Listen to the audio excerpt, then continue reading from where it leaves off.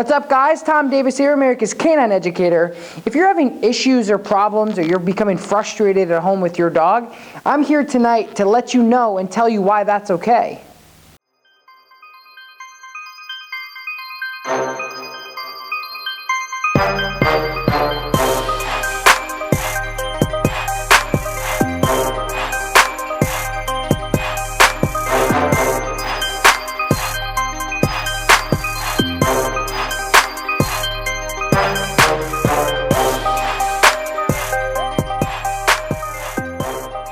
I just wanted to talk to you guys at home about understanding that if your dog's not perfect, that's okay.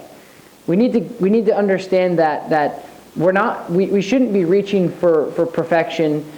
We should really be focusing on trying to progress each time we work with them and learning something new. Each session is really important. You're not going to conquer the world with your dog overnight. And your dog that is this breed may not be able to ever do the things that you want your dog to do because your dog isn't cut out for that type of work. So much like people who are extremely, sometimes you can call it luck, or you can call it genetics, or you can call it whatever you want, DNA, whatever you want to call it. If you're 7 feet tall, chances are you're going to be good at basketball.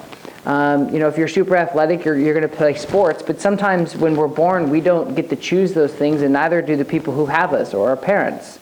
And so understanding that the same genetic makeup that we're born with that makes us who we are is the same genetic makeup that dogs have and makes them who they are. So there's certain breeds to do certain things, and there's certain people to do certain things. I'm mechanically not able to put in a hardwood floor or sit behind a computer desk all day, and certain dogs aren't able to do a competitive heel or to do personal protection or to do some of these things that we really would like them to do. And I just want to let people know that it's okay if you can't do those things. And now there's a big difference between my dog won't, I'm too lazy, and I don't think. All of these things are very variable-ish. And what I want to point out is you just have to be realistic with our dogs in order to be successful. So my St. Bernard, who's 150 pounds, his genetic makeup goes back to search and rescue and to have a really good nose and be really strong. He's not going to be able to live in California and sleep on the beach all day. You got a Vizsla or a boxer that has really short hair that genetically was made to do certain things, to be in the sun. They can probably do stuff like that and enjoy it. So I don't want to get too much into breed specifics because we can go all day on what breeds are supposed to do what. But ultimately, I just want people to understand that you don't have to be so hard on your dog if they can't grasp something and they can't do what you want them to do because their genetic makeup or their DNA tells them that they literally can't. And you need to just focus on the things that your dog will probably be more genetically inclined to do good at. So that's something that you can take up with you and your dog and really do your research about what the dog you have is and really focus on what they probably will be good at. If they're super athletic, if you have a Border Collie or a Border Collie mix or a Pit Bull mix and they're super athletic, they're going to want to exercise a lot. Again, you get a great Pyrenees mix, St. Bernard mix, a Bulldog mix. These dogs do need exercise, mental and physical, but they're not going to go for the 6-mile run, and they're not going to be great in the heat and swimming and things of that sort. So I just see so many people be a little too hard on themselves about, well, I want my dog to do this, or, my dog is barking because I have a German Shepherd. Cricket, cricket. You have a German Shepherd, right? They're going to bark. So they're all bred to do certain things, and that's all I really wanted to point out in this video is we need to understand that nobody's perfect. Our dogs can be perfect at certain events and skills and exercises, but altogether we need to understand that just don't be so hard on yourself and give yourself a break, give your dog a break, get yourself a pat on the back more than break yourself down, because it's a crazy world out there, and so many people are trying to up their game in dogs and sports, and I think that that's very valuable.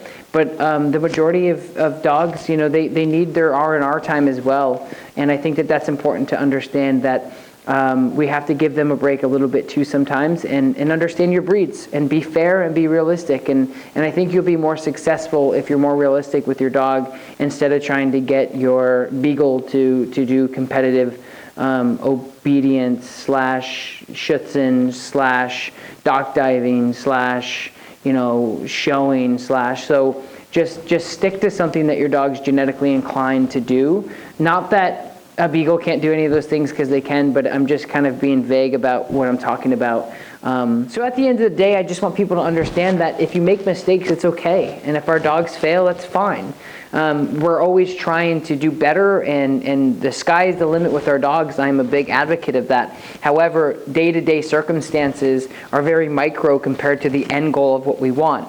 And if we're too hard on ourselves during that time, you could become super frustrated not being able to get to the end, you know, before you even started. And so slow down a little bit, take your time, be less frustrated with your dog, and just enjoy your dog and what they're good at. And ultimately, you'll be happier focusing on what your dog's good at versus focusing on things that maybe aren't capable or realistic for your dog to do.